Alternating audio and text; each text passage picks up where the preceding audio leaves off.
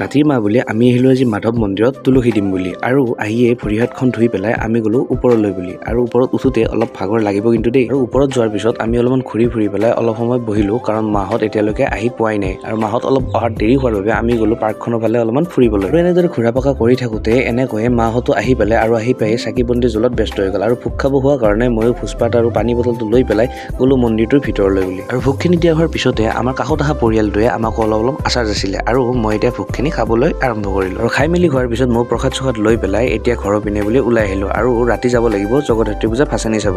চ' সেই কথা মতে ৰাতি হোৱাৰ লগে লগে মই ওলাই আহিলোঁ আজি দেৱীৰ বিসৰ্জন চাবলৈ চ' আগে দেৱীৰ গাড়ী আৰু পিছত ডিজেৰ গাড়ীখনৰ লগতো মানুহবিলাকে যাই আছে নাচি চ' মই এতিয়া নাচিলে আপোনালোকে চাই থাকক